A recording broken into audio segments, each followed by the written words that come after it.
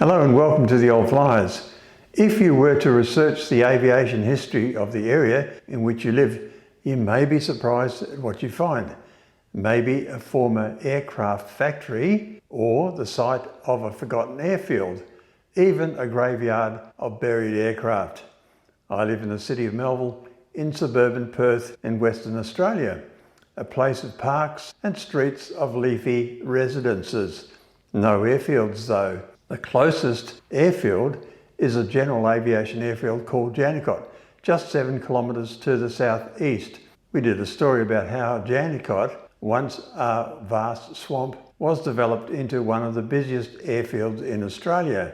Melville residents are very familiar with the sound of aircraft climbing out after takeoff from Jandakot. Pilots departing towards the northwest use Fiona Stanley Hospital within the City of Melville as a waypoint.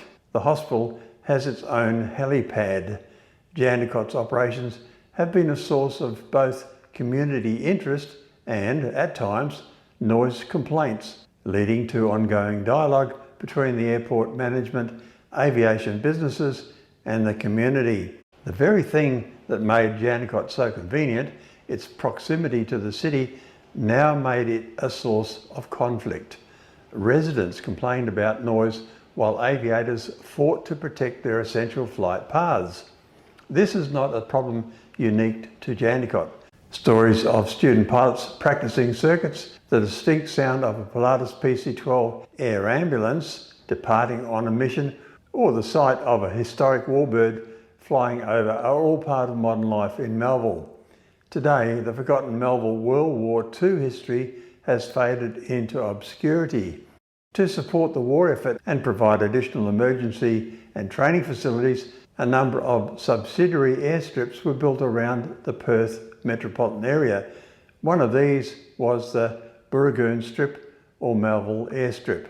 It was situated on what is now the Tompkin Park area in Alfred Cove. The rough airstrip ran approximately north-south. It was not a major operational base, but served as a relief landing ground for aircraft from RAAF Pierce and possibly for anti-submarine patrols flying over the coast. Its primary role was for practicing takeoffs and landings, circuits and bumps by training pilots. Imagine a tiger moth or Wirraway buzzing low over the Swan River and the then rural landscape of Melville. After the war, the airstrip was decommissioned and the land was repurposed for the golf course and recreational fields it became. Today, there is no visible trace, but it remains a significant piece of local wartime history. Nearby is Wireless Hill. This was one of Australia's first links with radio technology and was used for telecommunication during World War II and World War I. Using Morse code, the station communicated with ships of the Australian coast using a mast that was 112 metres tall. In 1968, the station was vacated and it is now listed on the West Australian Register of Heritage Places, now an area of pleasant grasslands and bush, popular with families for barbecues and picnics. Melville is on the south coast of the Swan River, which, during World War II, was a base for the double sunrise flights to and from Ceylon, now Sri Lanka. Heavily laden Catalinas started their runs near the Netherlands foreshore, finally lifting off near the Melville shore. We have several presentations on these flights, namely Catalina aircraft in World War II, Catalina crewmen in World War II, World War II Catalina restored for display, my observations on Catalinas, Catalina wireless operator gunner interview, USN Patrol Wing 10 and Qantas fly Catalinas from Perth in World War II. So when you're thinking about the Catalinas, just bear in mind that the Catalinas covers both the Americans and Qantas, and they're very different stories. But I became fascinated with the Americans because I think they're the lesser told story. Patrol Wing 10 is a big organisation. It's a big setup. It's not just a few Catalinas flying around doing what I'll tell you in a minute they were doing. Also, we have a motor torpedo boat down the bottom there. There were two of them on the Swan. They were ocean going, of course. And they were used for a number of reasons. One of them was to what they call unstick the surface of the water. The Swan can be quite smooth, as you know. So when you're flying along and trying to get your aircraft up, because of the whole configuration and the various aerodynamics.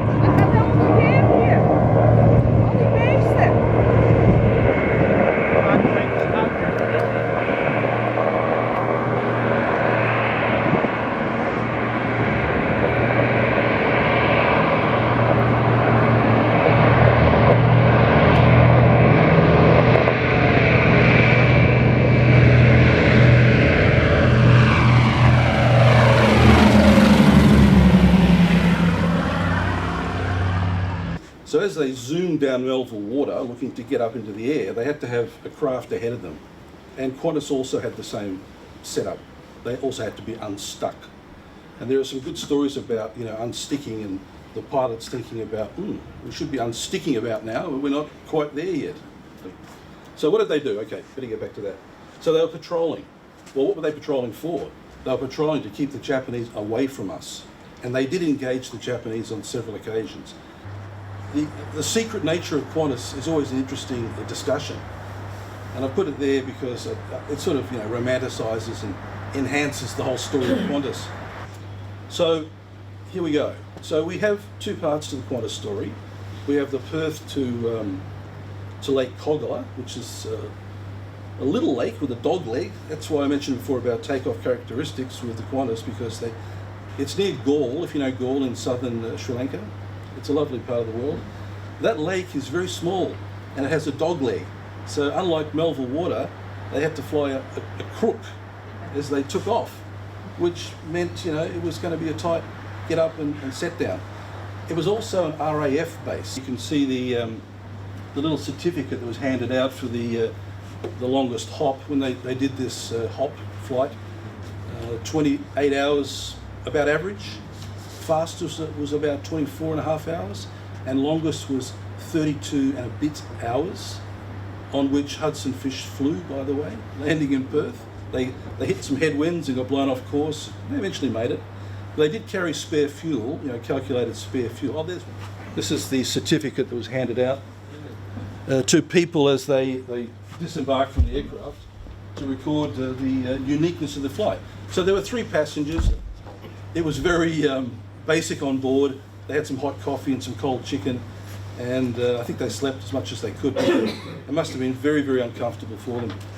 And just on the bottom there, you can see the runways, if you like, on the Swan River. I think another discovery that I'm going to put claim to is that the Swan River was Perth's first international airfield, guarantee. It was. It just beat Guildford or Dunreath as an Air Force base. The old arrow-shaped hangars down at Royal Perth Yacht Club. Someone told me they were still around town. I went looking for them. Now, back to the present. For many years, Virgin Australia and Virgin Blue before it had a tradition of naming their aircraft after Australian cities, towns and landmarks. Virgin Australia's Airbus A330-200, registration X-Ray Foxtrot Juliet, was officially named Spirit of Melville. This was a ceremonial naming to create a brand connection with the community, not because Melville was a hub of operations. This wide-body aircraft was primarily used on transcontinental routes across Australia, e.g. Perth to Sydney, Melbourne or Brisbane, and on some international services.